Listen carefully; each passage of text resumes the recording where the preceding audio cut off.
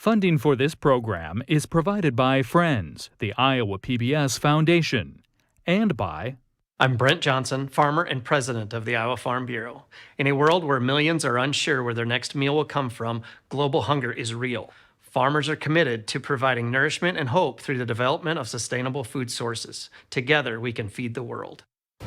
It's fall in America's heartland as leaders from across the country and around the world gather for the presentation of the annual World Food Prize. The prestigious international award recognizes those who have impacted human lives through food. Tonight in Iowa's capital city, guests honor some of the achievements and the ongoing global work of hunger fighters at the 2023 World Food Prize Laureate Award Ceremony.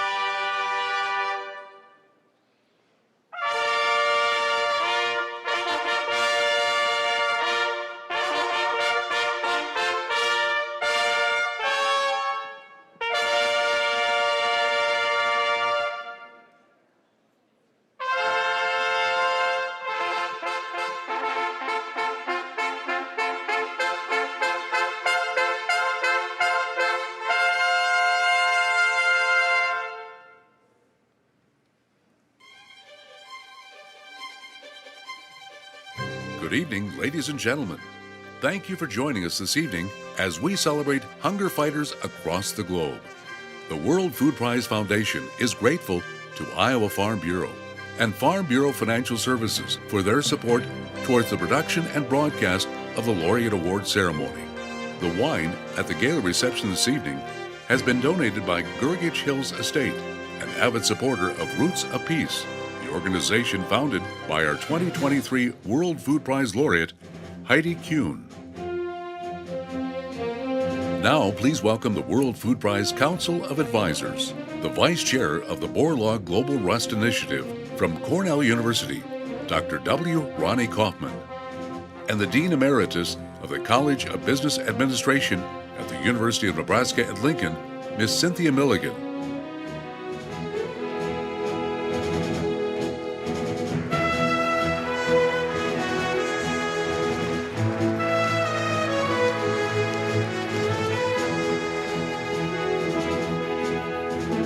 The director of the Borlaug Institute for International Agriculture at Texas A&M University, Dr. Elsa Morano, and Dr. Wendy Winterstein, the president of Iowa State University.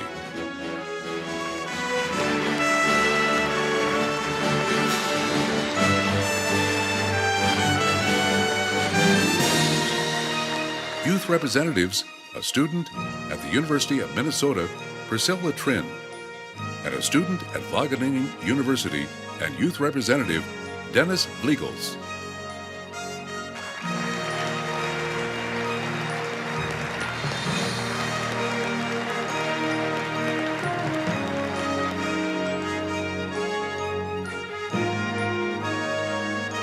The president of the Borlaug Foundation and the granddaughter of the World Food Prize founder, Dr. Norman Borlaug, please welcome Ms. Julie Borlaug.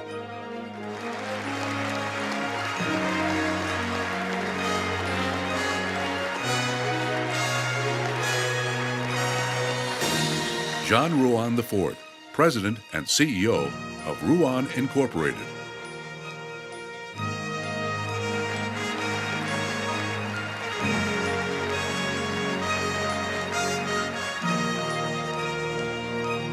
Professor and head of the Economic Analysis Unit at the Indian Statistical Institute and the daughter of the first World Food Prize laureate, the late Dr. M.S. Swaminathan. Please welcome Dr. Madhura Swaminathan.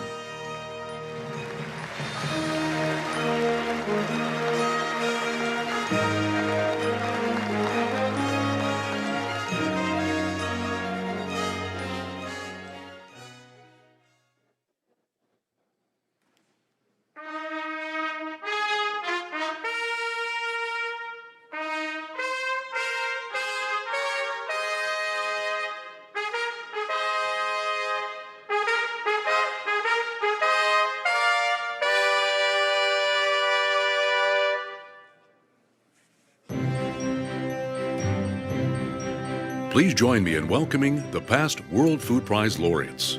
The 2001 laureate, Dr. Per Pinstrup Andersen from Denmark, and from the United States, Dr. Philip Nelson, the 2007 laureate.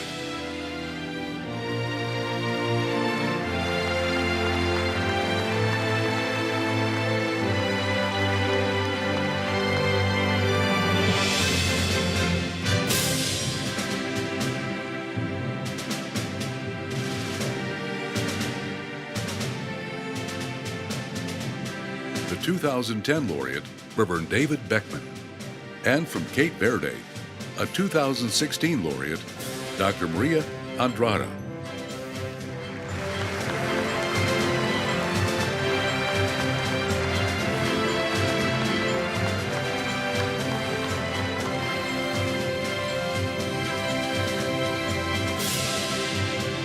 Dr. Jan Lowe from the United States, another 2016 laureate. And also from the United States, a 2016 laureate, Dr. Howard Boers.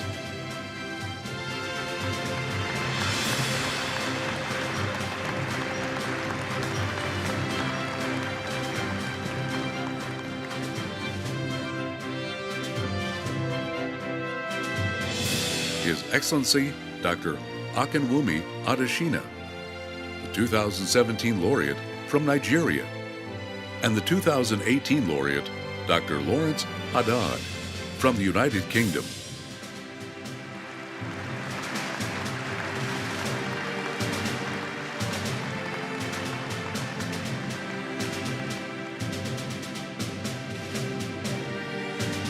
The 2021 laureate from Trinidad and Tobago and Denmark, Dr. Shakutala Haraksingh Tilsted, and Dr. Cynthia Rosenzweig, the 2022 laureate from the United States.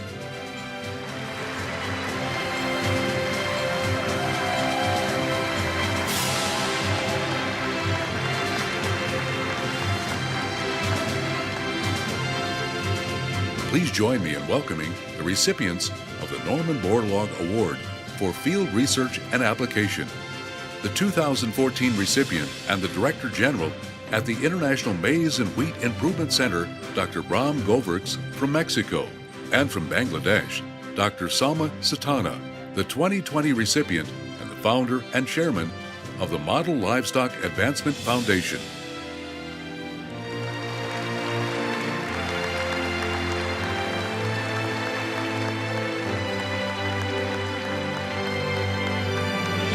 Dr. Mahalingam Govindaraj, the 2022 recipient from India, and Senior Scientist for Crop Development with Harvest Plus at the Alliance of Bioversity International and SIAT, and the 2023 recipient, Scientist and South Asia Lead for Seed System and Product Management at the International Rice Research Institute, Dr. Swati Nayak.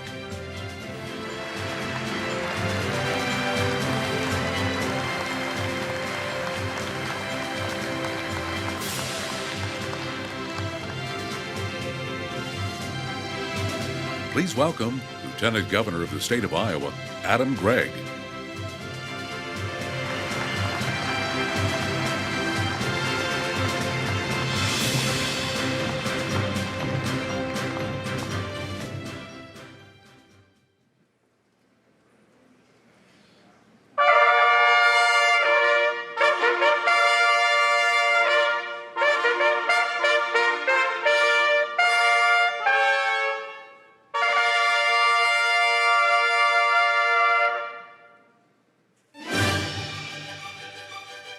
Please welcome the World Food Prize Foundation Party, the President Emeritus of the World Food Prize Foundation, Ambassador Kenneth M. Quinn, and the Chair of the World Food Prize Laureate Selection Committee and 2009 World Food Prize Laureate, Dr. Gabiza Ijeta.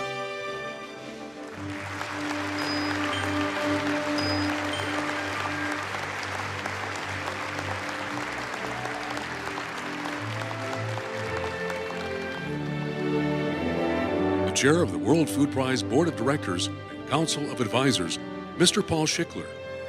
Vice Chair of the Board of Directors and Council of Advisors, Rachel Luan McLean.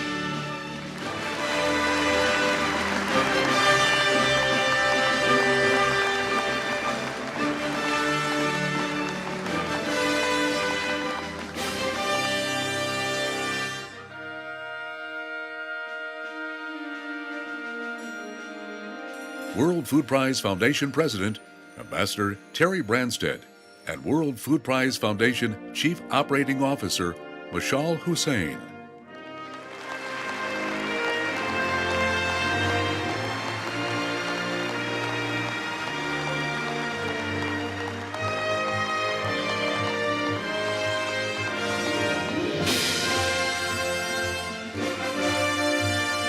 Please welcome our distinguished guests of honor. Dina Esposito, Assistant to the Administrator, Bureau for Resilience and Food Security at USAID.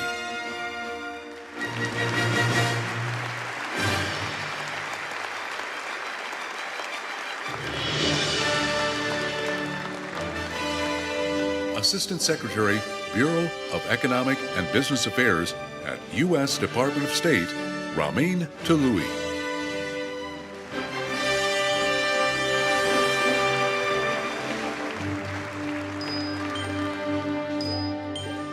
Carrie Fowler, U.S. Special Envoy for Global Food Security at U.S. Department of State.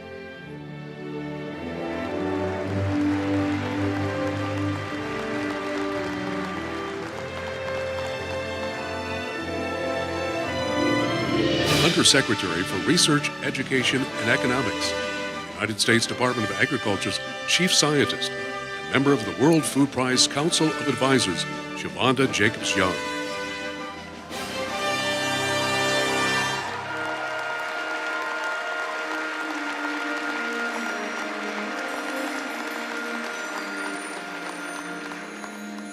A former member of the Kenya Parliament and the 2017 Africa Food Prize winner, the Honorable Professor Ruth Onyango.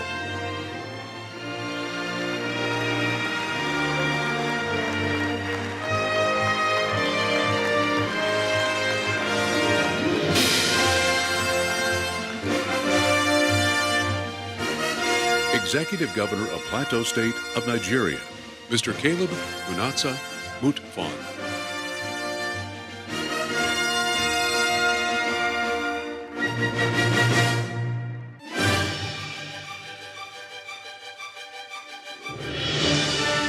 From Guyana, the Minister of Agriculture, the Honorable Zulfikar Mustafa.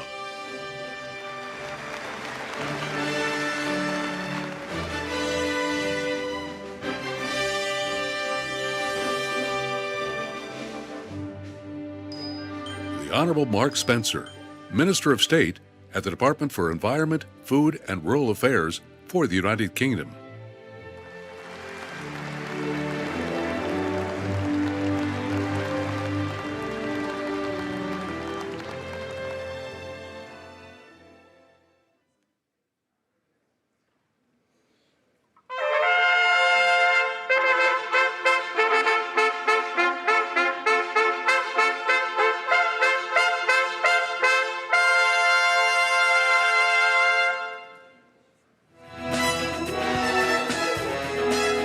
Please welcome the 2023 World Food Prize Laureate from the United States, Heidi Kühn.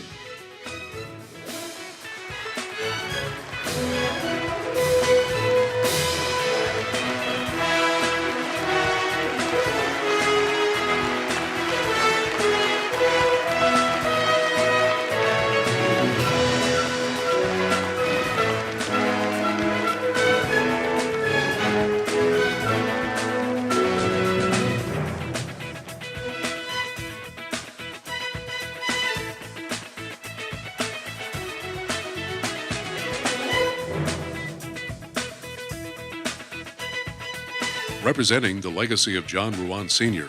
and the memory of John Ruan III, please welcome Mrs. John Ruan III, fourth generation of the Ruan family, Abigail, Johnny, and Catherine Ruan.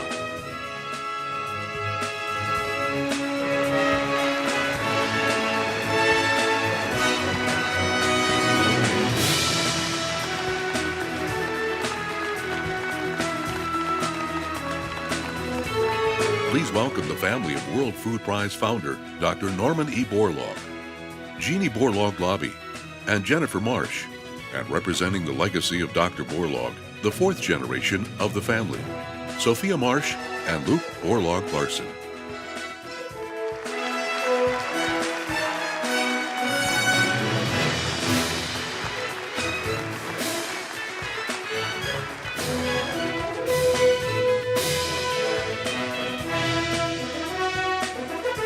Presiding at tonight's ceremony, please welcome the Governor of the State of Iowa, the Honorable Kim Reynolds.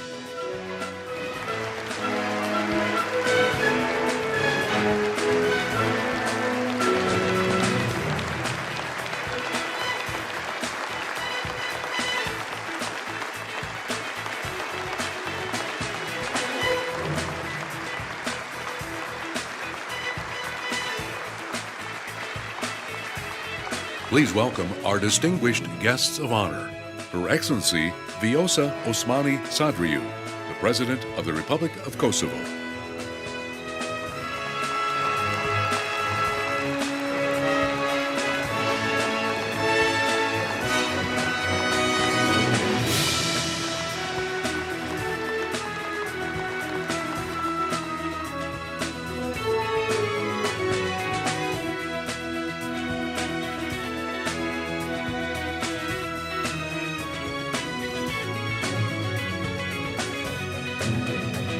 Her Excellency Salih Work Zude, the President of the Federal Democratic Republic of Ethiopia.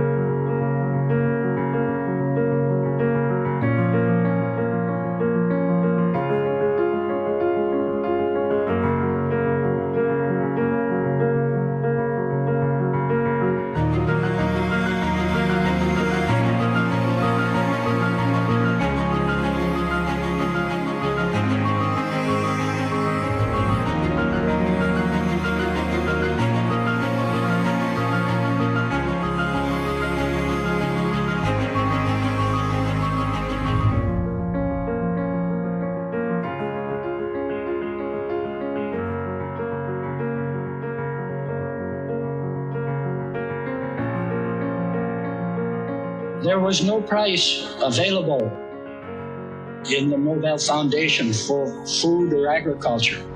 And so they put me through the window for peace, the only window through which I could pass. And now we have such a price, so that on its own merit, food across all of the links in the chain can be recognized.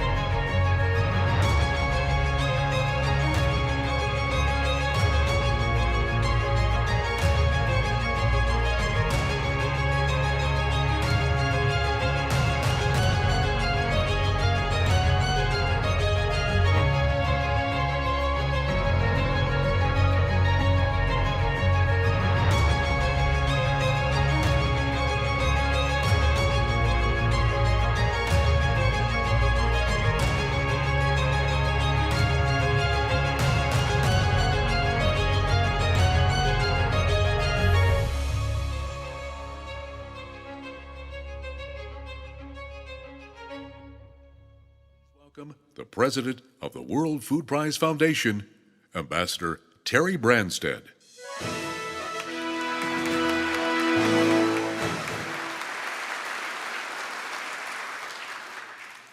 To everyone here this evening, and to the thousands following via webcast around the globe, welcome. Thank you to our many senior government officials, business leaders, farmers, and hunger fighters from around the world. Ladies and gentlemen, welcome to the 2023 World Food Prize Laureate Award Ceremony. Governor Reynolds, on behalf of our board chair, Paul Schickler, my wife, Chris, the entire Ruan family, and all of us at the World Food Prize Foundation, I want to say how grateful we are to you for presiding over tonight's ceremony. It is an extraordinary pleasure to have the presidents of Ethiopia and Kosovo, as well as the Vice President of Nigeria, here with us tonight. Your Excellencies, thank you for honoring us with your presence. Ambassadors,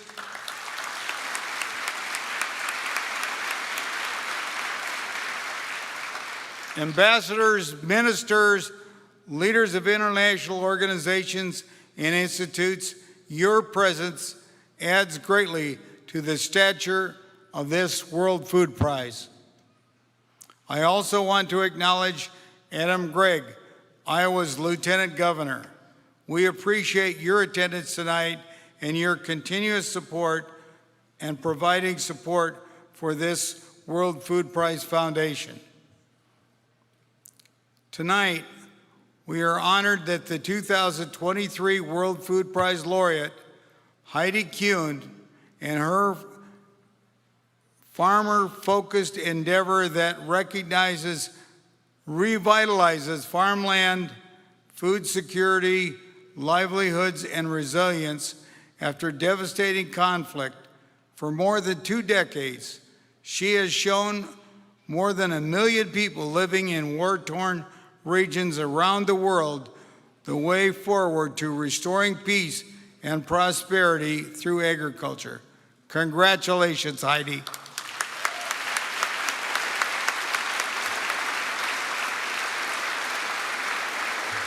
Please welcome World Food Prize Foundation Chief Operating Officer Mashal Hussein.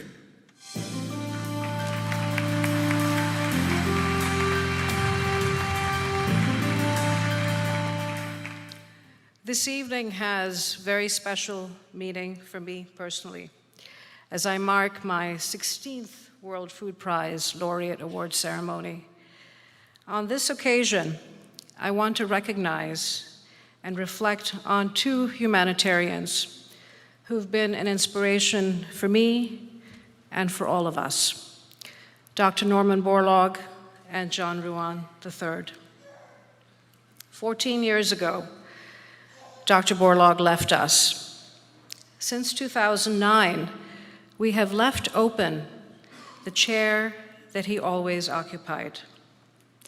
2 years ago, with the passing of John Ruan III, we continued this tradition by leaving his chair open. While Norman Borlaug and John Ruan III are no longer with us, we will always remember their vision for the World Food Prize. Tonight, we're fortunate to have both their families with us in the audience.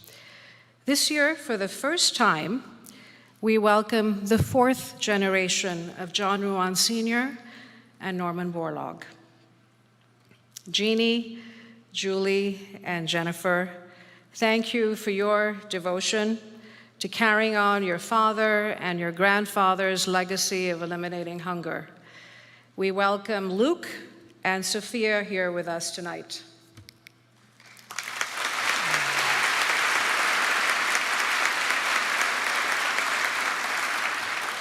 And to the Ruan family, Janice, John, Rachel, and Ben, thank you for your dedication to the World Food Prize Foundation.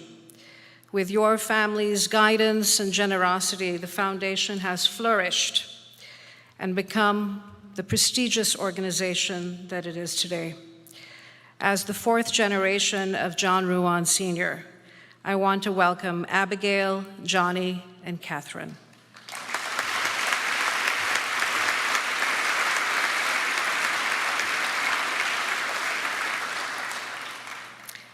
As we gather here tonight, we do so with heavy hearts.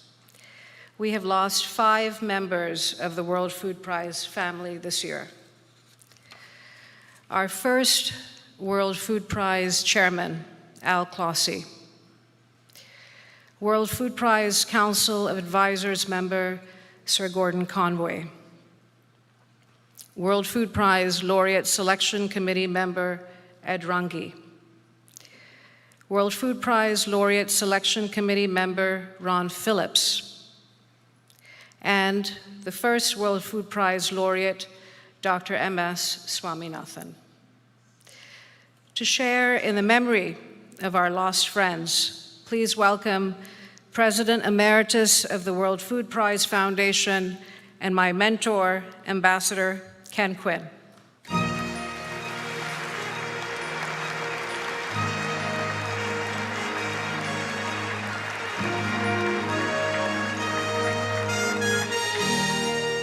Thank you, Michelle, Governor Reynolds, Ambassador Branstad, Presidents, distinguished guests. This has been a difficult year.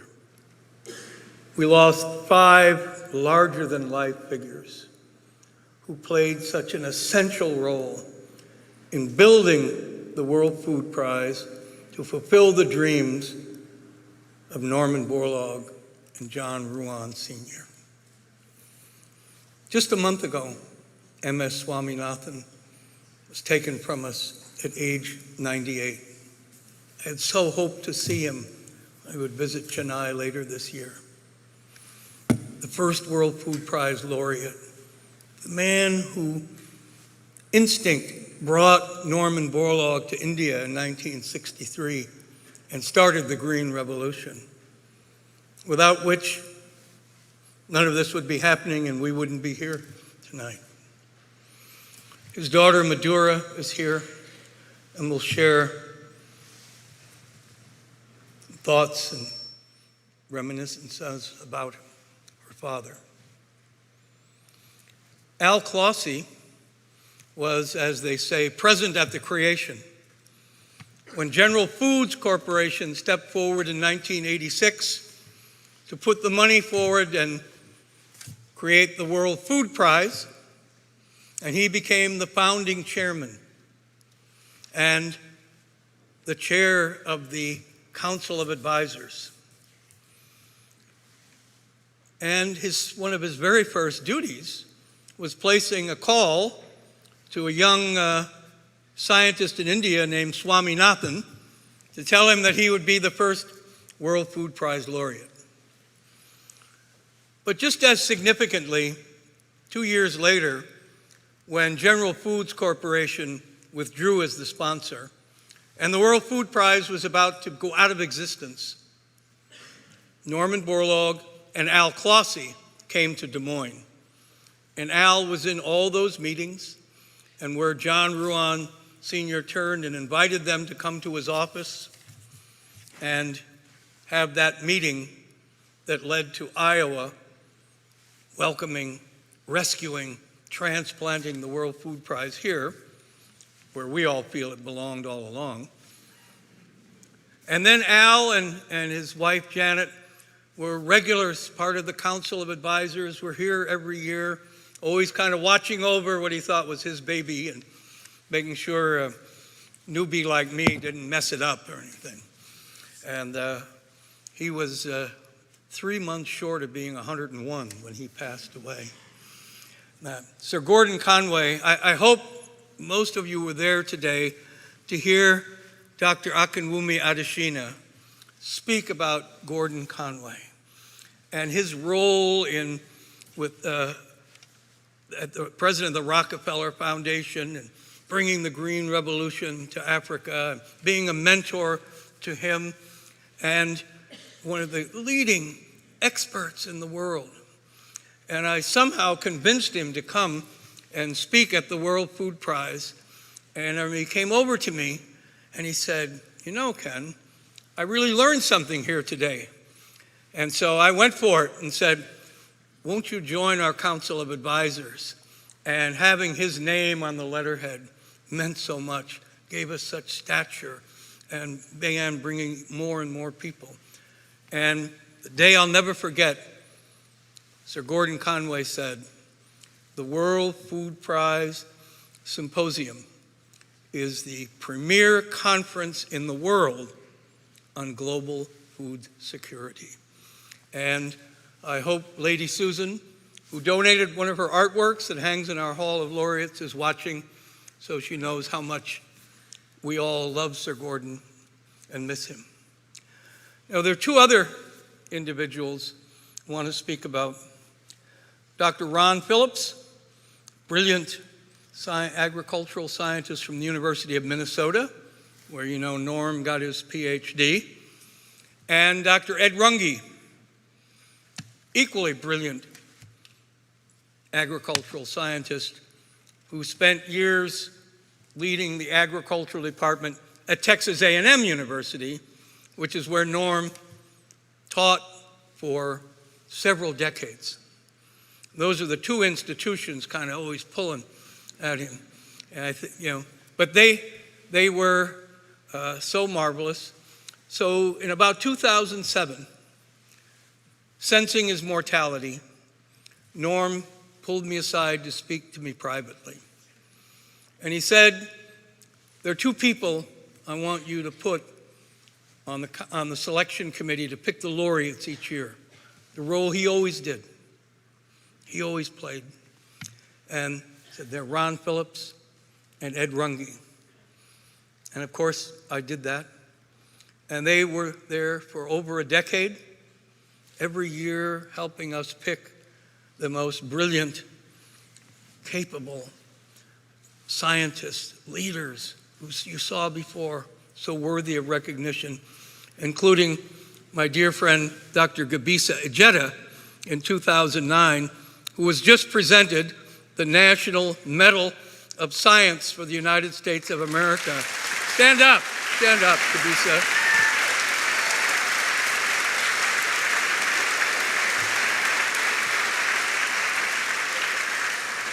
So when Norm Borlaug could no longer chair the selection committee, I turned to Dr. M.S. Swaminathan, and he did it. And when he couldn't any longer, Gebisa Ejeta, who still is performing that function, to have three incredible scientists, international leaders, making sure the laureates are always the right people, just as they are, just as Heidi Kühn is this year. Heidi, congratulations again to you. I know Norm and Swami and all, they're all so proud of you. So all five individuals had two other characteristics in common. One, they were always involved with the Global Youth Institute and with the students. They loved that. At the end of the week, they'd say to me, the best part of the week wasn't going to the laureate ceremony or the Borlaug dialogue, it was the students. And the second characteristic they shared was they always kept me on the straight and narrow, kept me from making terrible mistakes on this, and helped build the organization to be the Nobel Prize for Food and Agriculture. I will miss them so much. Indeed, the whole world will miss them. All of us connected with this prize are delighted to see all of you here tonight. Al and Janet Clausey were always so welcoming, so friendly, so supportive, and every time we came to the World Food Prize, he was very helpful, as if we were all part of a very big family. But it is intended to be a beacon, an inspiration to people who will bring arid lands to life, who will break cycles of hunger and starvation, pioneers who will beat down the barriers to our most basic need. The role that he was best known for, of course, was the linkage factor between General Foods at that time and the need to celebrate the accomplishments of people around the world that were making extraordinary advances in helping to feed the world. Nutritious, healthful, adequate food for all people, heroes of our age and the ages to come on this earth. And so I used to like so much listening to his wisdom, to his memories. I want to thank you for all your guidance and help, and let you know that you were my role model. He had vision, and he managed to put these things together so that the support was found to make this a possibility. I hope they know that they're much missed, much appreciated, and much loved. We are here tonight to honor a great man. His many and diverse contributions have alleviated hunger and misery and have greatly moved towards improving the well-being of millions. A miracle grower, a living legend, Dr. M.S. Swaminathan. There's a whole trouble, people take agriculture for granted. They think somewhere the crops come, the food comes. Dr. Swaminathan was a brilliant scientist. He has inspired researchers, academicians, extension workers, and those interested in agriculture and food security. I have known of Dr. Swaminathan for as long as I've known of Dr. Borlaug. Both men possessed brilliant scientific minds. They also exhibited strong dedication and alacrity in using science to feed humanity and to conserving nature. And for the first time, we have a prize which explicitly gives recognition to the work done to fight the oldest foe of humankind, namely hunger. Dr. Swaminathan was an environmentalist before it became fashionable to be an environmentalist. We owe so much to the green plants which harvest sunlight, and to the farmers and fishermen who make them into products. Let me just summarize it by saying he has been a role model for so many of us, including certainly for me. And I even told him, when I grow up, I want to be like him. I want to develop a method of what I call a symphonic agricultural system, where there is harmony, so that the biological engineering and social engineering go hand in hand. He is a tremendous scientist. He's a tremendous person. And always been supportive and friendly and helpful to all those of us who have tried to come after him. And one of the most amazing gentlemen I've ever met in my life. And he used to say to us, look for things that are pro-poor, pro-women, and pro-environment, and do them. It's not just one flash of ideas. It is continuous and sustained effort over many years. We are paying tribute to you, Professor Swaminathan, and we are so grateful to you as the whole country and as the whole world.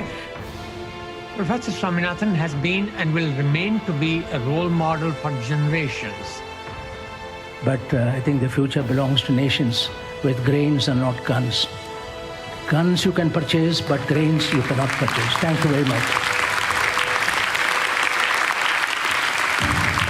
What we have essentially tried to do in our life is to devote our whole life, and whatever we know, our time, our talent, our knowledge, our skills, with a single-minded devotion to a cause. The work itself, what you're able to accomplish, is itself the satisfaction, the goal.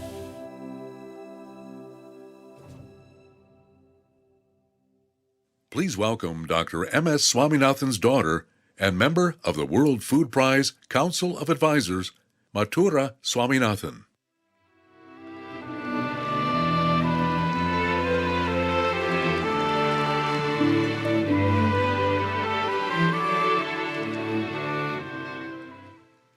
Governor Reynolds, Ambassador Branstad, friends.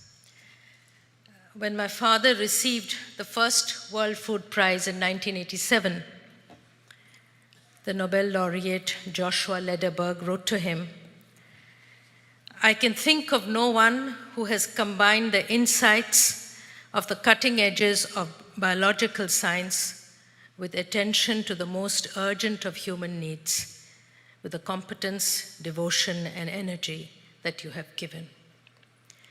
Today, as the 53rd World Food Prize laureate is awarded, I want to share a few thoughts about my father. I learned from him the importance of the scientific approach. Not all of us can be world-class scientists, but all of us can develop a scientific temper. To quote our first Prime Minister, Jawaharlal Nehru, the scientific approach and temper should be a way of life, a process of thinking, a method of acting and associating with our fellow men. My father's optimism, his hope that a world where no child would go to bed hungry could be a reality, I believe, came from this scientific approach. To implement his vision, he worked with many partners, governments of different hues, private players, and of course, tillers of the land, but always retaining his integrity. A commitment such as this requires hard work, lifelong hard work. Till the pandemic came, he would be ready for work at 8 in the morning. And one of the first things he wanted to know was the weather news, the progress of the monsoon, as this would affect the farmers' well-being. He paid careful attention to each and every human being. My parents had 3 daughters. Growing up, never, by word, action, or deed, did we feel that girls and women had different capabilities from boys and men. As many of you know, the first time gender was discussed in the CGIAR was at the Women in Rice Farming Conference that he organized at the International Rice Research Institute, Los Baños, in 1985, when he was Director General. He paid special attention to the young. I have seen how he interacted with and inspired his grandchildren, but also so many young women and men in India and across the world who have been sending us messages and tributes over the last month. Tonight, I think our average age is over 50. If each of us leaves tomorrow with a commitment to work with the young, not just for the young, but with the young, we will take forward his legacy and that of Norman Borlaug. Thank you.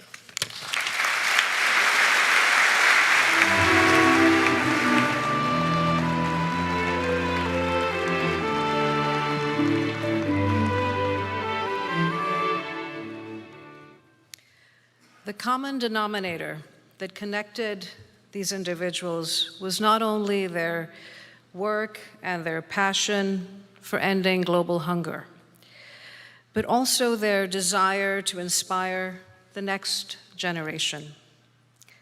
Tonight, we build on that spirit and commitment by celebrating the voices of our global youth education programs.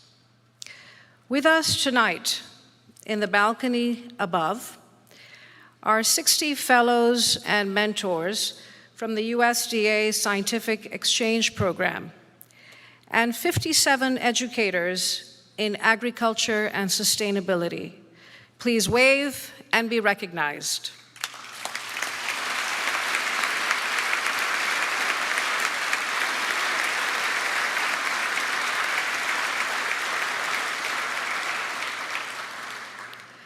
In 1994, we established the first Global Youth Institute with only 14 Iowa high school students.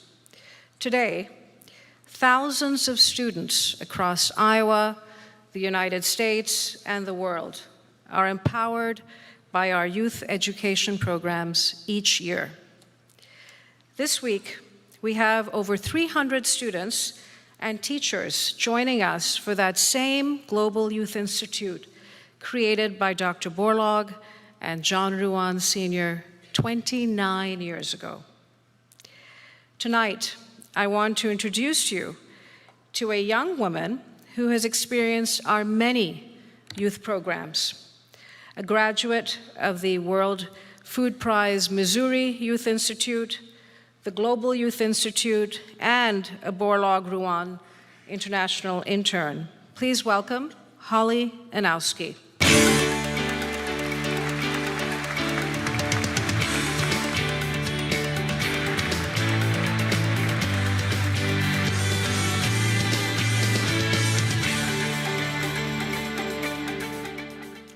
My story started at 2 pounds, 11 ounces as one of triplets, embarking on a journey simply to survive. It has since evolved into a lifelong endeavor to ensure others have access to one of the most basic of human needs, food, a common thread that has brought us all in this room today.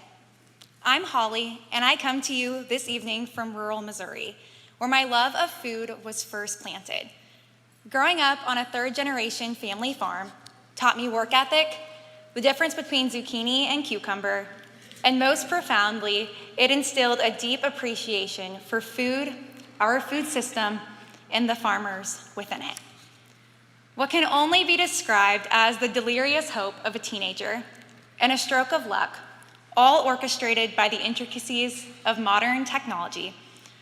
A Google search of international agriculture internships for high school students 13 years ago led me in front of all of you today. The World Food Prize took a then hopeful high school student following a prescribed linear path, gave meaningful purpose and intention to her love of agriculture, and gave her the tools to flourish, now as a professional at the intersection of philanthropy and food systems, challenging how we communicate about and address hunger as we know it. I do this often adorned in a crown and sash through the Miss America organization.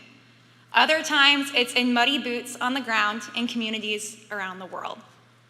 From local to global, I'm hungry for change in ways that would have never come to fruition had it not been for the encouragement, support, and belief instilled in me from the World Food Prize Foundation. Attending the Global Youth Institute as Missouri's first delegate in over 10 years single-handedly changed the trajectory of my life, only to be more profoundly altered again later as a Borlaug Rouen international intern in Kenya and Uganda, where 82 fifth graders, 74 farmers, and my Kenyan mother, Matilda, welcomed me into their lives, their homes, and their community in ways I will never be able to repay. With great reward comes great responsibility, and it is that very responsibility that has been placed on me and hundreds of students impacted by the World Food Prize youth programs each and every year. Now you, next who? Investing in one student is investing in a dozen. It is investing in the future, in the community, in the greater good, in a world without hunger. The investment in me as Missouri's only student delegate a decade ago led to the creation of the Missouri Youth Institute, other rural students experiencing the Borlaug Rouen and Wallace Carver internship programs, and over 400 Missouri students participating in our Youth Institute since inception. Opportunities that perhaps would not even exist had it not been for that initial investment in a shy high school girl from Missouri. To the World Food Prize, I think it is because of you, the way you embolden young minds to use their passions and intellect for good, the way you give power and voice to youth, that I know a world without hunger is and will be possible for my generation. Thank you.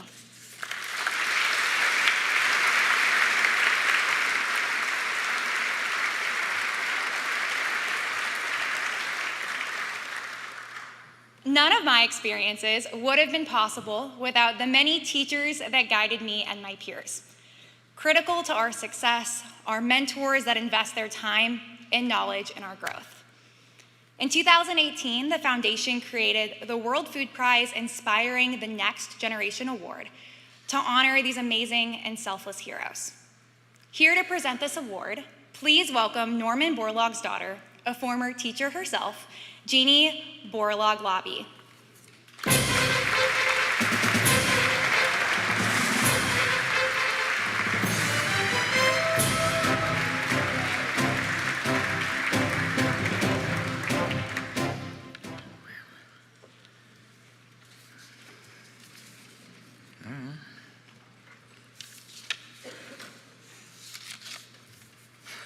Sorry.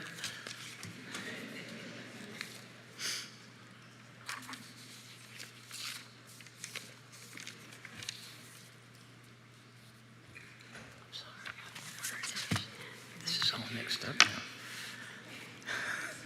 So sorry. I'm a teacher, not very well prepared. My father always considered himself first and foremost a teacher tonight, and tonight I am thrilled to present this award to Melinda Uma for her mentorship of our Borlaug Rouen international interns. For the last 23 years at the International Center of Insect and Philosophy and Ecology in Kenya, she has welcomed all of our recipients. Please welcome Matilda Uma, the recipient of the 2023 World Food Prize Inspiring the Next Generation Award.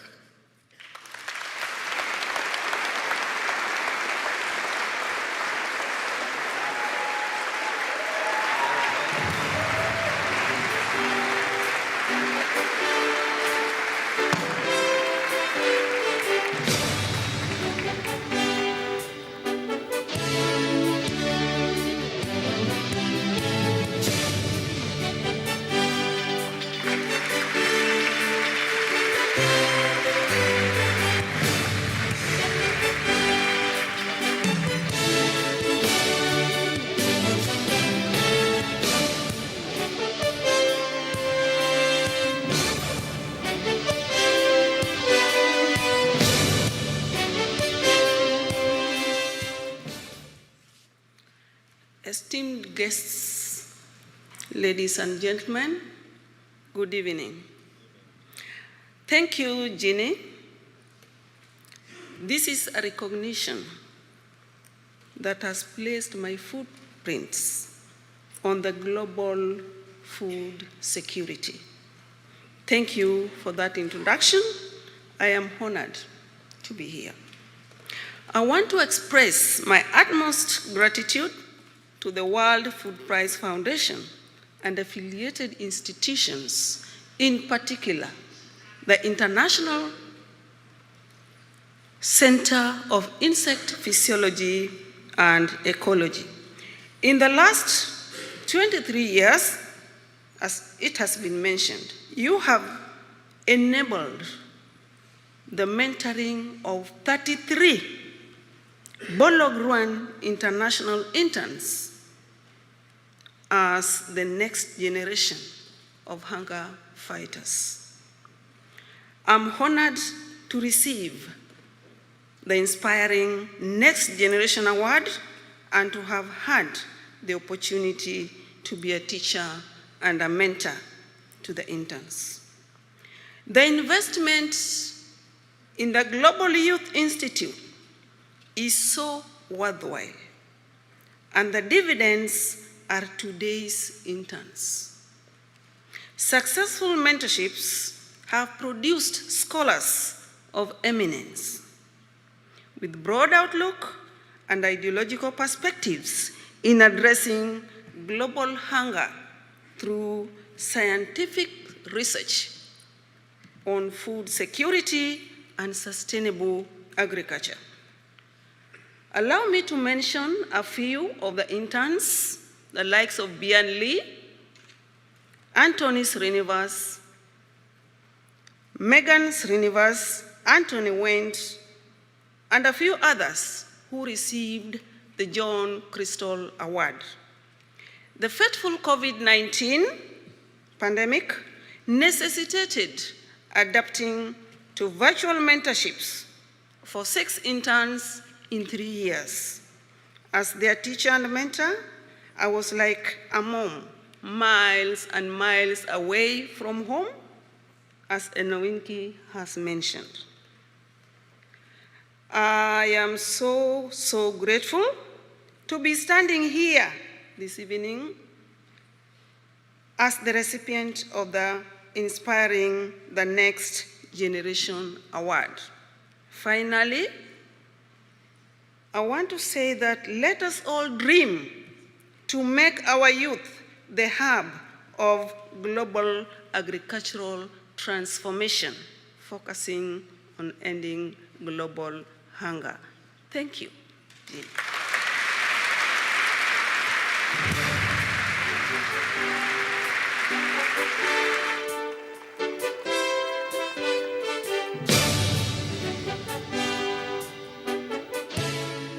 Congratulations, Matilda, and thank you for your incredible dedication to uplifting young minds.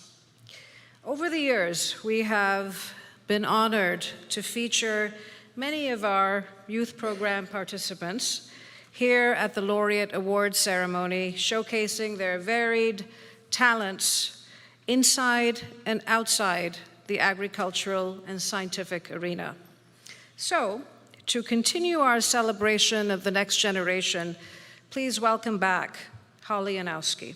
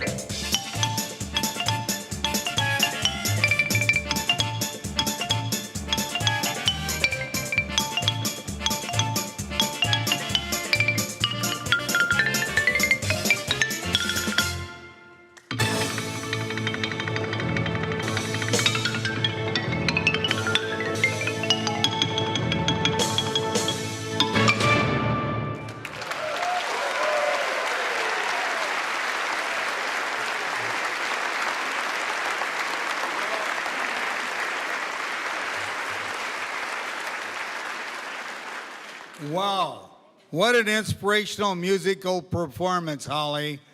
Thank you to both you and Matilda for being here tonight and sharing your talent.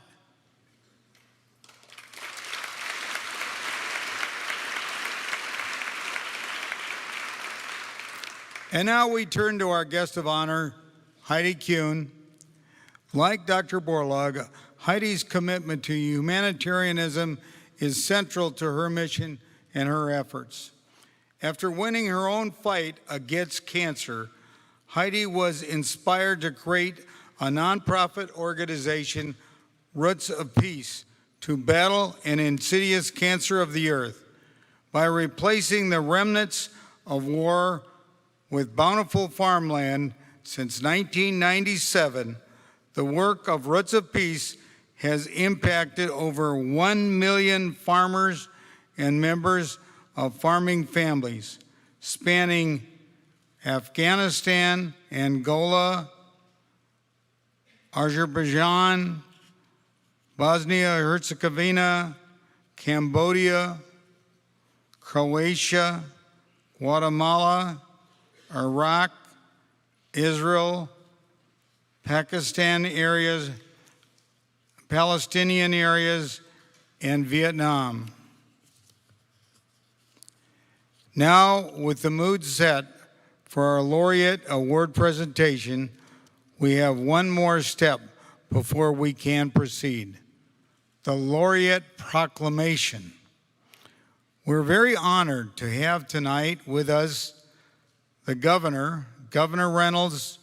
During her time as my Lieutenant Governor, she was a great friend of the World Food Prize, and she's continued her interest and involvement with as Iowa's first female governor.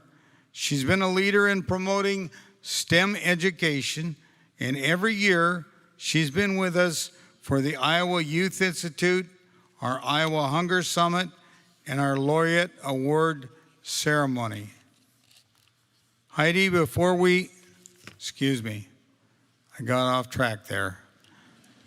So now, to issue the official Laureate proclamation, it is my great personal privilege to introduce our great governor, the 43rd governor of Iowa, the Honorable Kim Reynolds.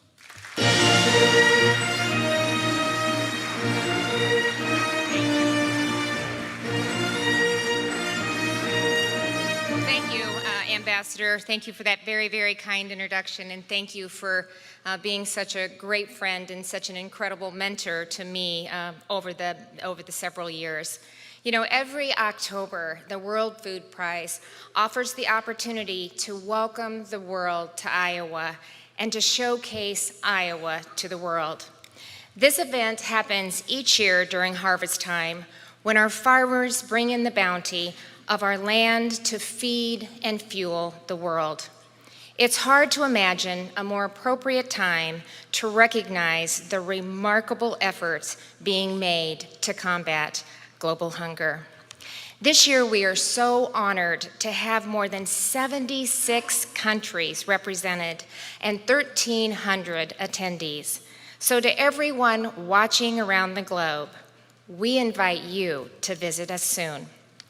We are especially honored to have an array of distinguished international leaders present, including the presidents of Kosovo and Ethiopia, as well as numerous ambassadors, governmental ministers, laureates, research scientists, and agribusiness leaders.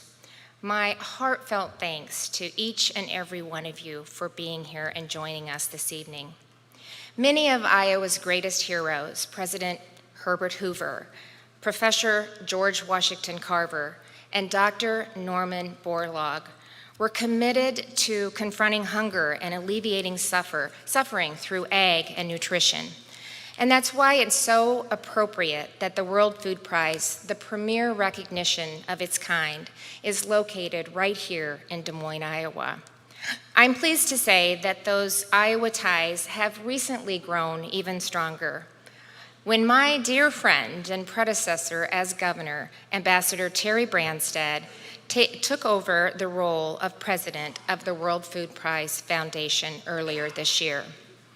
Ambassador Branstad served in this building for over 22 years as governor of our great state, setting the record as the longest serving governor in American history.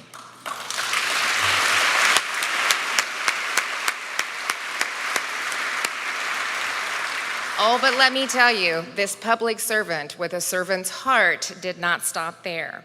He then served our country with Chris for over 3 years as the U.S. ambassador to China.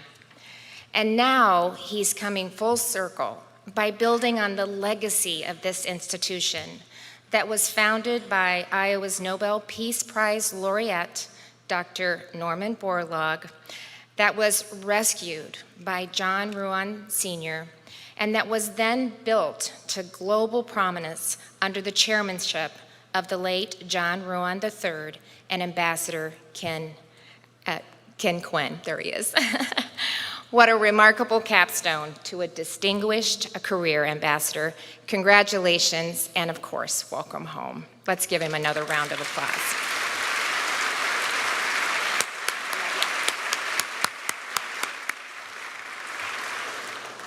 So as Iowa's first female governor, I am pleased to note that the World Food Prize is being awarded to a woman for the 3rd consecutive year.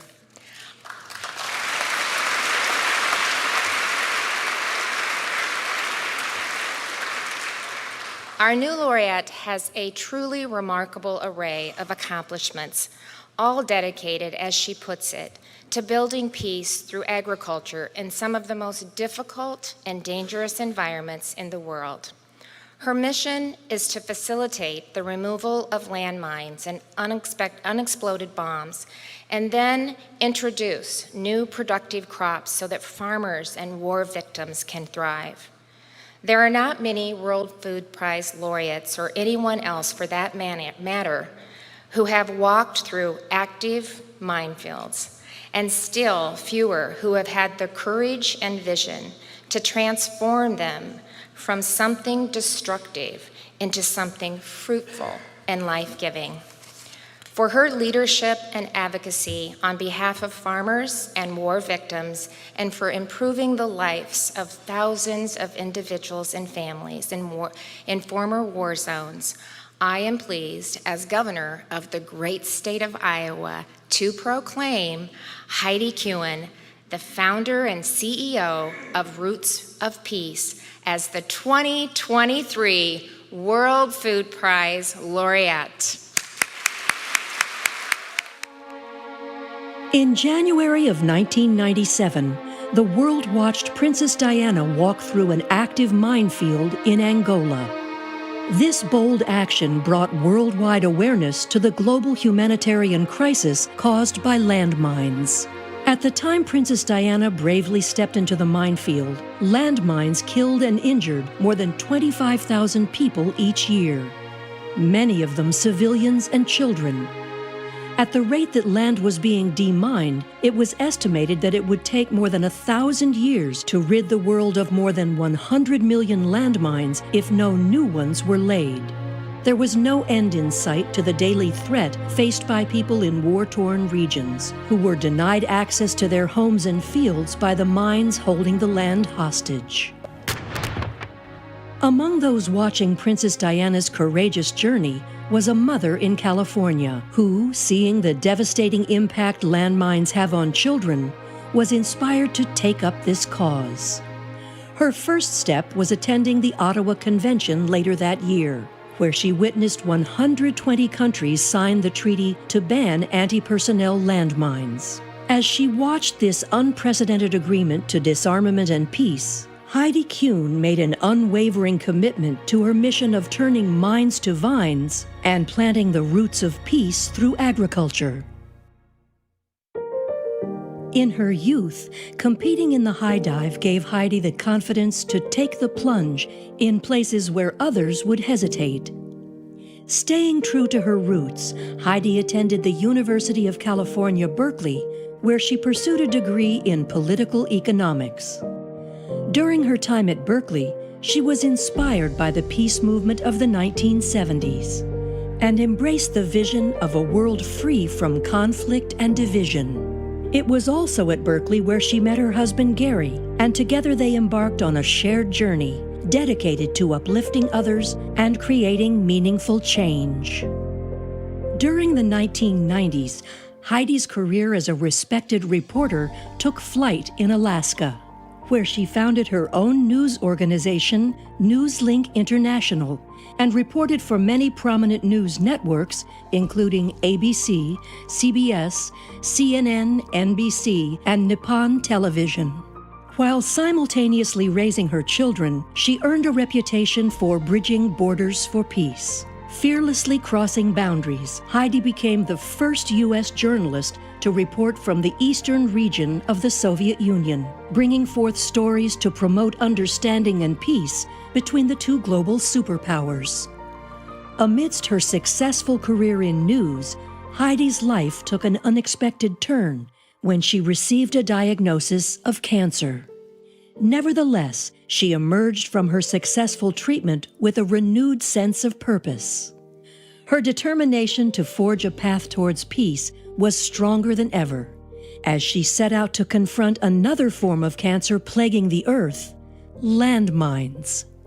In September 1997, only months after her pivotal moment of watching Princess Diana on the news walking through minefields, Heidi founded Roots of Peace, a transformative concept to turn mines to vines by replacing the remnants of war with flourishing vineyards and orchards across the globe. Heidi's mission began out of the humble basement of her California home with pennies for peace. With Heidi's indomitable spirit leading the effort, she successfully rallied support from renowned Napa Valley vintners, including Robert Mondavi, Mike Gergich, and Diane Disney Miller. With the support of vintners, the U.S. State Department, and the International Trust Fund of Slovenia, Heidi successfully raised the funds to clear her first landmines left behind by the Croatian War of Independence. As Heidi worked alongside the Croatian Mine Action Center to clear mines from former vineyards in Croatia, she witnessed the devastating impact of fear on farmers and their children. Heidi realized that beyond mine removal, these rural communities needed additional support to fully recover. Because demining is only half the problem. Roots of Peace comes in strongly with the replanting, the regenerative agriculture, and that's where we realize the opportunity. It's all about jobs for people living in war-torn lands. Shifting her focus, Heidi pioneered efforts to help farmers replant their vineyards and orchards using modern techniques. In places like Bastica, a former war frontline, she guided farmers in planting 25,000 grapevines and 14,000 apple trees. Her instrumental work revitalized the renowned Croatian wine industry and blossoming apple, cherry, and lavender production, breathing new life into rural communities. In 2003, Heidi extended her transformative efforts to the Shomali Plain in Afghanistan, where she requested the demining agency to prioritize clearing vital irrigation canals, crucial for food production. Through the removal of more than 100,000 unexploded bombs and mines from canals and farmland, Heidi and Roots of Peace enabled farmers to reclaim their fields and restore agricultural productivity. Together, they replanted the fields, ushering in a renewed era of growth and prosperity for the Afghan farmers. Heidi was amazed to discover the rich heritage of Afghanistan's native grape varieties. To honor the Afghan culture, Heidi focused on producing native table grapes and traditional crops, employing improved techniques. Roots of Peace introduced cement trellising, raising the vines off the ground and away from moisture and pests. This innovative approach doubled yields, transforming over 1,000 hectares of vineyards and elevating the Afghan grape industry. Recognizing the impact of war on traditional farming knowledge, Heidi established field school programs to train over 220,000 farmers in horticultural skills and business management, including over 5,000 women. The more we can turn those swords into plowshares, those guns into shovels, and put these Afghan men and women back to work in the fields, this is how we plant the roots of peace. Heidi's efforts reached Vietnam in 2010, where Roots of Peace partnered with Mines Advisory Group to demine and rebuild Quang Tri Province in the former demilitarized zone. Through planting over 1.6 million black pepper trees and establishing market linkages, the region's black pepper industry experienced a remarkable resurgence. Today, the area is renowned for its high-quality black pepper. More than 3,500 farmers have benefited from this profitable crop and taken pride in cultivating a spice deeply rooted in their cultural heritage. After more than 25 years, Roots of Peace has grown into a thriving global force to help feed a hungry world, transforming the lives of over 1 million farmers and farming families.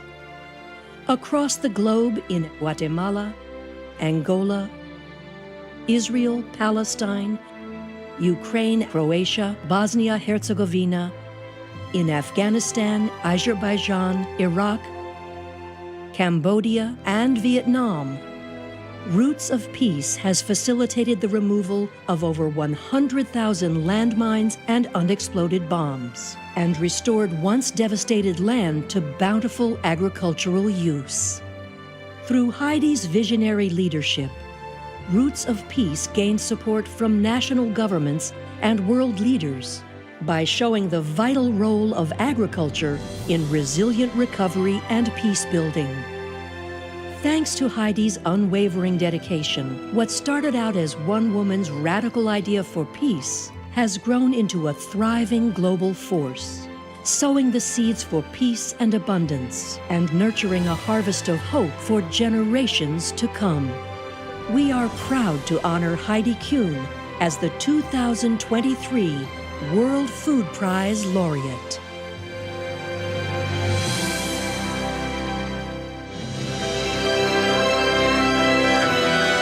Ladies and gentlemen, please welcome the 2023 World Food Prize Laureate, Heidi Kühn.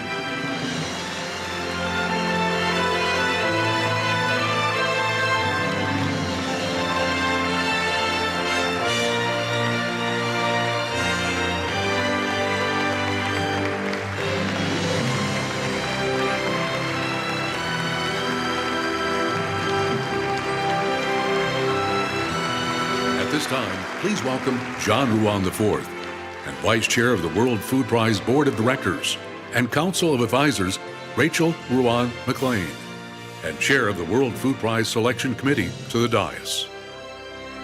Joining them, Her Excellency Salih Work Zewde, the President of the Federal Democratic Republic of Ethiopia. Her Excellency Vjosa Osmani Sadriou, the President of the Republic of Kosovo. Chair of the Laureate Selection Committee, 2009 World Food Prize Laureate, and just this week a recipient of the U.S. National Medal of Science, Dr. Gabiza Ijeta.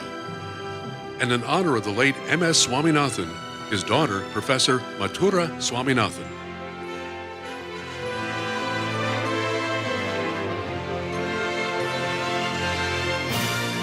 The World Food Prize sculpture will now be presented to the 2023 laureate by Rachel Ruan McLean and John Ruan IV.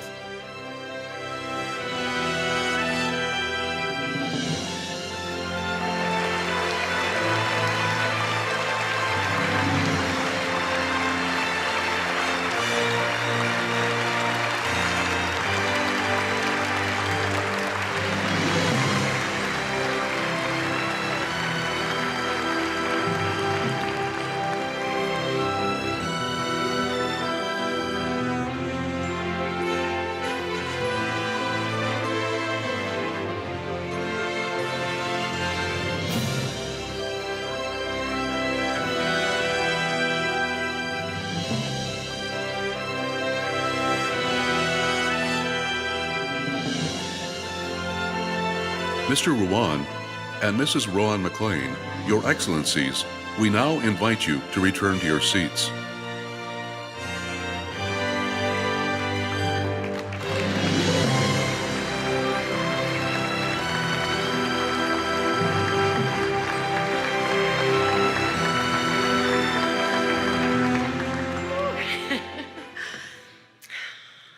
Ladies and gentlemen, distinguished guests, Your Excellencies, ambassadors, our 4 Kühn children, and my granddaughter, Adeline, to the Ruan family, to the Borlaug family, and to my dearest husband, thank you. Thank you for this tremendous honor. I stand here humbled and honored as a mother of 4 children and a grandmother of 7. For the footsteps of a child around the world is at risk through the planting of an estimated 60 million landmines currently poised in 60 countries. I know as a mother, it takes 8 pounds to give life to a child. It takes 8 pounds to detonate a landmine.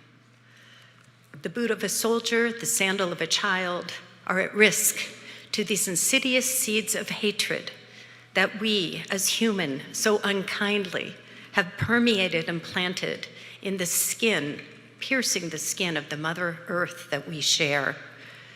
This has been such an extraordinary week, and I'm so very grateful to Michelle, Ambassador Quinn, and of course the distinguished woman governor and the women presidents that I'm surrounded of multiple continents.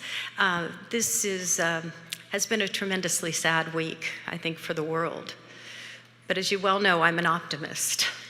And I believe this is a moment in human history for the removal of a landmine and the planting of a grapevine or tree of life is an act of peace.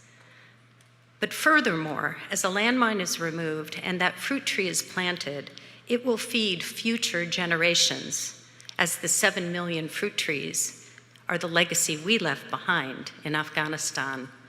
But if I've learned from my fellow laureates, by planting a tree also creates the carbon sequestration that will renew the lungs of the Mother Earth that we share, and the climate may become in balance through demining, replanting, and rebuilding the world.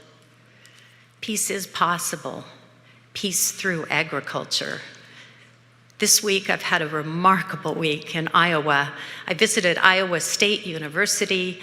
I met the incredible scientists at the Iowa Science Seed Center, and to see the pride these Iowan professors take in chronicling the ancient seeds, the seeds we have in common as opposed to those which separate us. And to come back with that enthusiasm to meet my fellow laureates. Ladies and gentlemen, this award is not something to put on a shelf. This award is a platform for peace on earth now.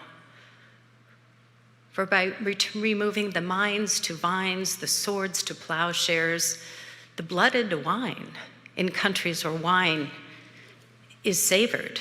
And of course, in countries such as Afghanistan, the grapevine representing the seeds we have in common are never fermented, with due respect to the Muslim culture. But the fresh grapes and the raisins are so celebrated today in Afghanistan, where Roots of Peace, thanks to the United States government, has entrusted Roots of Peace with $59 million under contract today and employing over 300 employees, Afghans, including women. And the 5,000 women Roots of Peace has been able to train since February 2023. I thank my government. So, continuing on this remarkable week and meeting my fellow laureates, all brilliant scientists, all I know from kitchen table wisdom is to remove a landmine, but it leaves the earth void. And I spoke of this to my fellow laureates, and they said, well, we have great ideas. We have scientific ways that we can replenish it. So this morning, we signed a proclamation among all the laureates. Peace through agriculture is our battle cry. Thank you. And in the spirit of Norman Borlaug and Dr. Swaminathan, I'm calling for global homework from the youth in this room, because the World Food Prize has graciously put this proclamation on the front page of their website. And I'm asking the youth to join me to use the tools of social media, hashtag Roots of Peace and hashtag Food Prize 23. Let's get peace to go global and take the proclamation signed by all of the laureates. The collective wisdom in this room may truly harness change.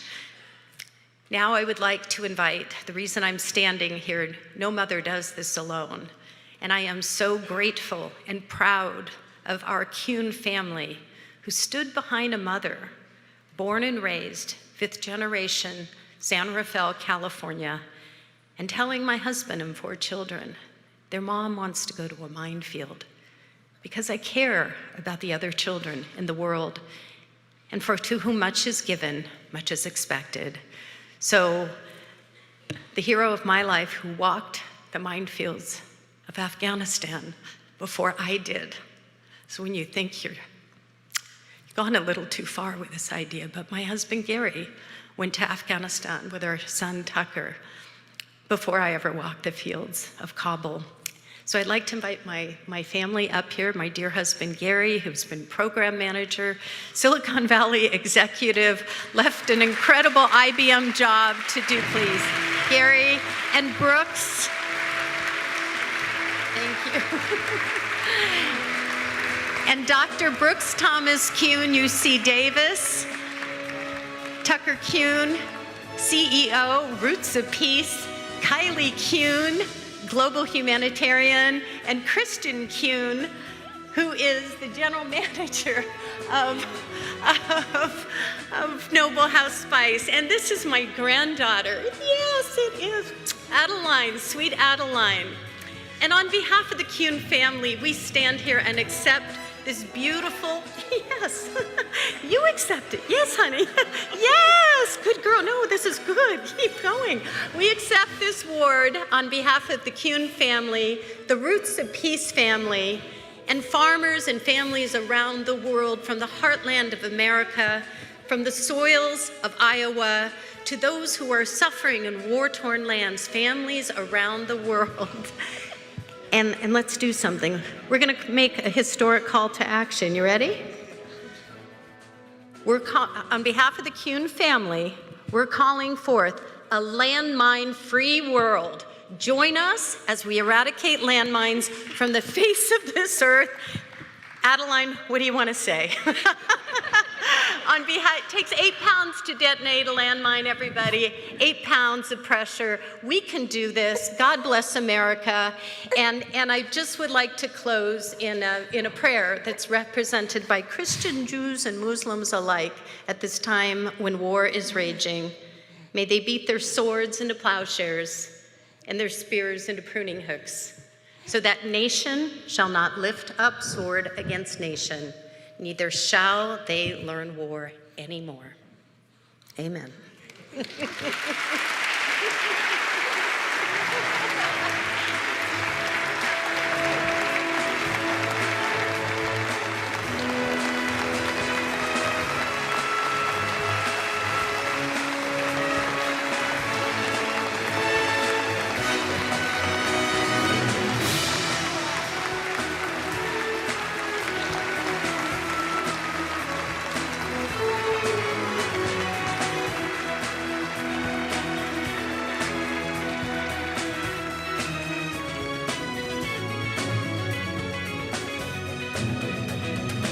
Let's have one more huge round of applause for our 2023 World Food Prize laureate, Heidi Kühn, and her whole family.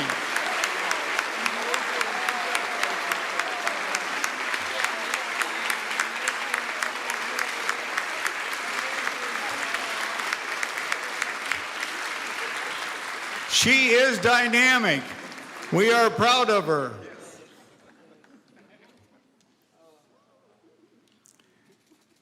Heidi, before we close tonight, we have a special surprise for you. It was 1990 when John Ruan Sr. permanently endowed and saved the World Food Prize, raising it from $200,000 prize to $250,000. He was quoted as saying, "It's my hope that my family will carry it on in the future," and there's no doubt about that. His family has done just that. The testament to that commitment to this prize is right here in the chamber tonight. The fourth generation of the Ruan family, Allison, Johnny, and Catherine. We know you will carry on your great-grandfather's role with the foundation one day. John Ruan Sr. also said, "It's hard to fathom where it's going to be in 10 years, but I'm sure it's going to grow. Food is so basic. It's the lifeblood of everything else. You don't need a television or electricity or roads, but you gotta eat." So tonight, on what would be the 34th anniversary of that first $250,000 prize, the World Food Prize Foundation is honored to announce to you, Heidi, effective immediately the World Food Prize is increased to a $500,000 award.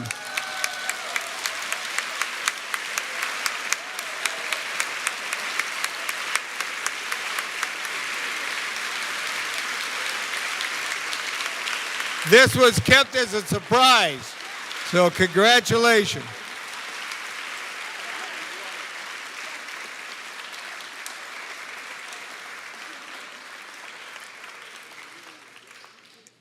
And now, Heidi, we're not done yet. Each year, we're pleased to welcome a musical guest as a grand finale. The Laureate Award ceremony has welcomed the likes of John Denver, Ray Charles, Leslie Odom Jr. of Hamilton, Oma Wumi of Africa, just to name a few. And tonight we welcome a two-time Grammy Award-winning artist who, like you, was born in California. Her debut album, Coca, hit number 5 on the Billboard Top 200 Albums chart and is certified 3 times platinum, while her platinum-selling follow-up album, Breakthrough, landed at number 1 on the Billboard album chart, including her breakthrough hit, Bubbly, which is certified 6 times platinum. Her radio career features 8 number 1 of the top 10 singles, including Realize, Try, and her Grammy-winning duet with Jason Mraz, Lucky. Ladies and gentlemen, please welcome Kobe Kella.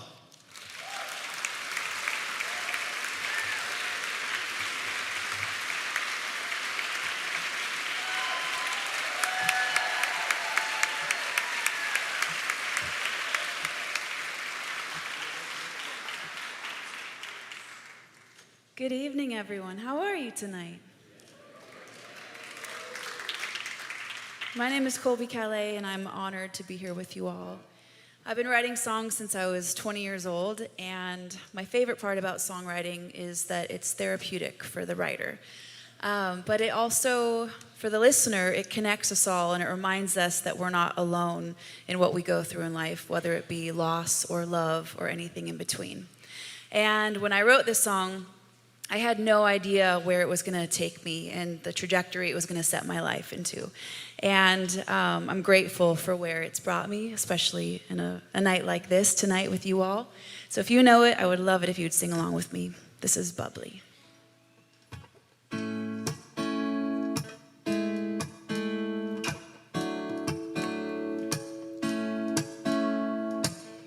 been awake for a while now. Got me feeling like a child now. 'Cause every time I see your bubbly face, I get the tinglies in a silly place. It starts in my toes and I crinkle my nose. Wherever it goes, I always know. You make me smile, please stay for a while now. Just take your time, wherever you go. The rain is falling on my window pane. We are hiding in a safer place, undercover, staying dry and warm. You give me feelings that I adore. They start in my toes, make me crinkle my nose. Wherever it goes, I always know that you make me smile. Please stay for a while now. Just take your time, wherever you go. What am I going to say when you make me feel this way? I just and it starts in my toes, makes me crinkle my nose. Wherever it goes, I always know. You make me smile, please stay for a while now. Just take your time, wherever you go. Ba-da-da-da-da-da-da-dum, ba-da-da-da-da-dum. Bum, ba-dum, ba-dum, ba-da-da. da-dum, bum, ba-da-dum. I've been asleep for a while now. You tucked me in just like a child now. 'Cause every time you hold me in your arms, I'm comfortable enough to feel your warmth that starts in my soul. And I lose all control when you kiss my nose. The feeling shows, 'cause you make me smile, baby. Just take your time now, holding me tight. Wherever, wherever, wherever you go. Wherever, wherever, wherever you go.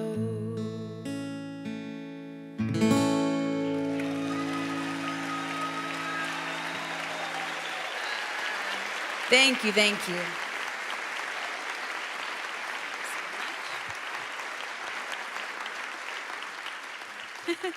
Thank you. I saw you guys singing along. This is Jonathan Wyndham on guitar and vocals. So I released a new album just about a month ago, and it's called Along the Way. And I wrote it about my experiences in love and loss and the ending of something beautiful. And it was really important for me to write this album about being grateful for the experiences that I had and the times that I shared with that person, and also being hopeful for what's to come. And you know, there's breakup songs that can be mad at someone, and those are important sometimes too. But this album and this next song is really just about being there for the ones that you love and being grateful for what you've experienced and what you've learned. This is called I'll Be Here.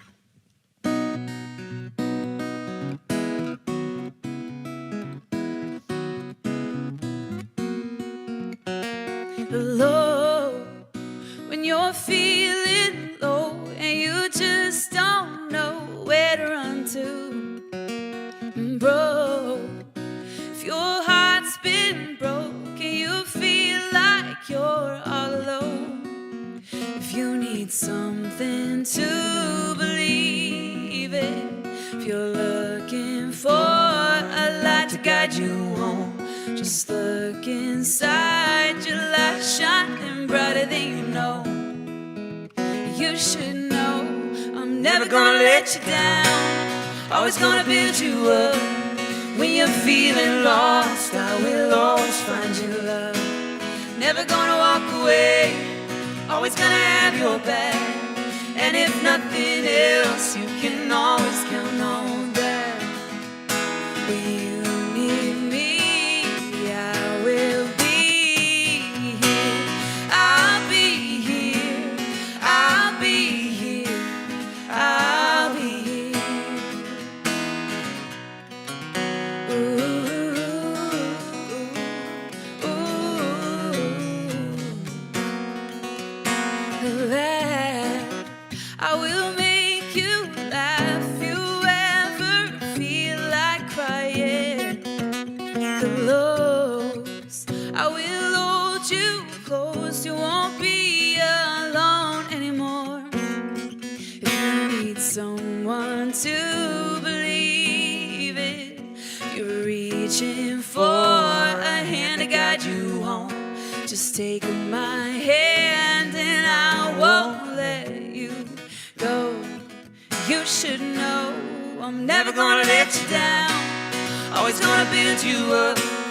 When you're feeling lost, I will always find you love. Never gonna walk away, always gonna have your back.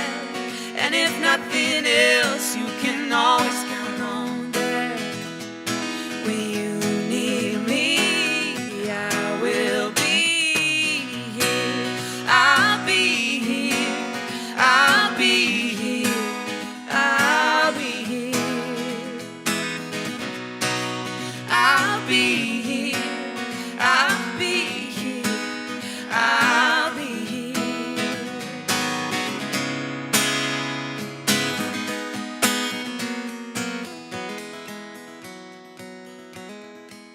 If you need something to believe in, if you feel you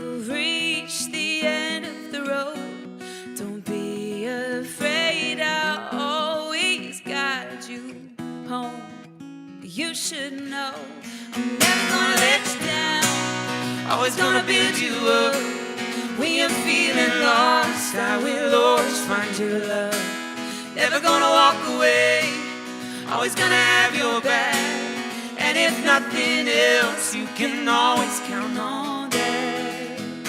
When you need me, I will be here. I'll be here. I'll be here. I'll be here. Ooh, I'll be here. I'll be here. I'll be here.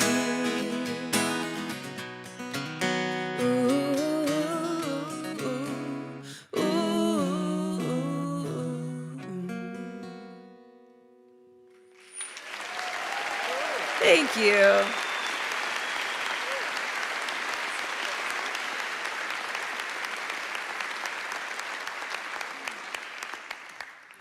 Thank you all very much. Like I said, I'm honored to be here tonight with such brilliant minds, doing so much good for the world. And so I just want to say thank you for including me in tonight and for everything that you do. It is so special and so important, and I hope we all get to hang after. If you guys want to stand up and dance, I would love it for this song. You can sit and dance, but let's just move and have some fun. Thank you again for having us here tonight, and this is called Brighter Than the Sun.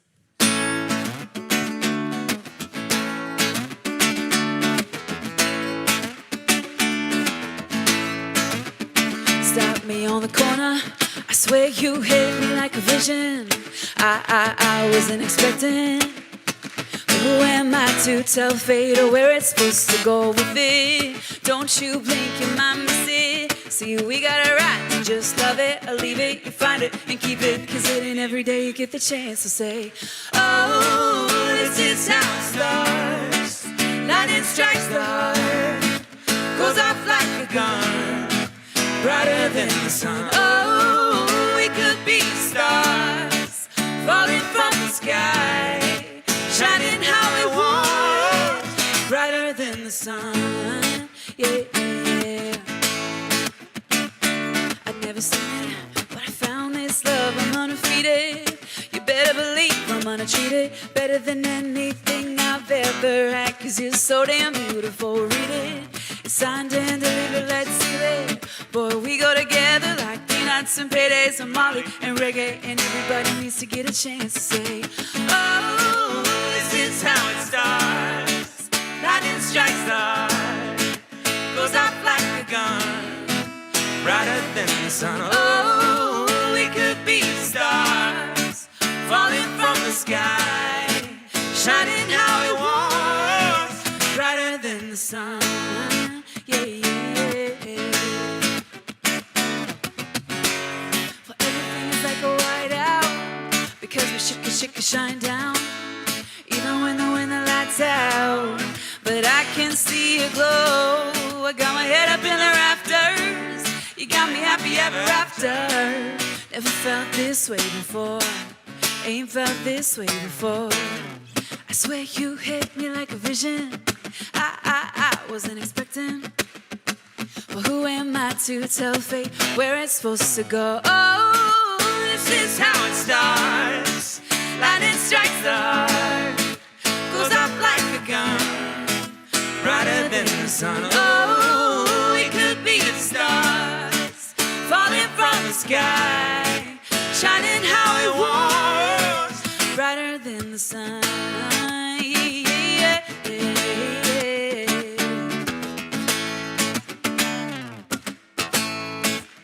Oh, oh, oh.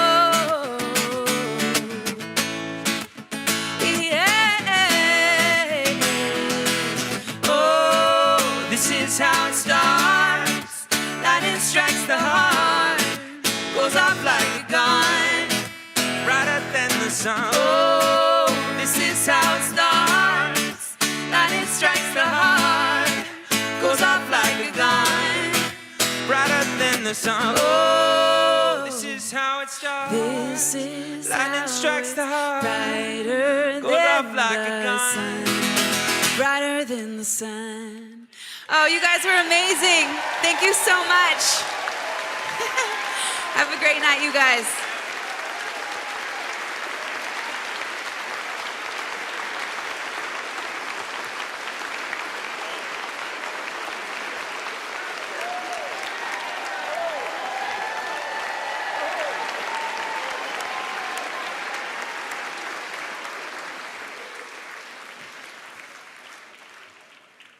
Kobe Calais, thank you. And boy, the young people there were really getting into it up there in the balcony. The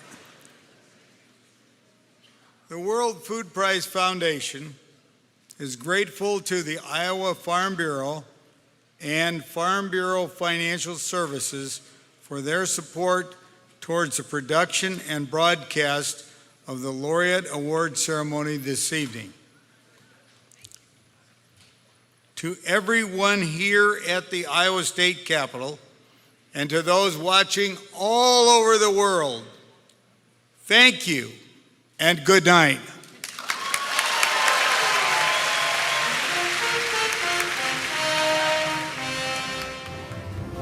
Funding for this program is provided by Friends, the Iowa PBS Foundation, and by I'm Brent Johnson, farmer and president of the Iowa Farm Bureau. In a world where millions are unsure where their next meal will come from, global hunger is real. Farmers are committed to providing nourishment and hope through the development of sustainable food sources. Together, we can feed the world.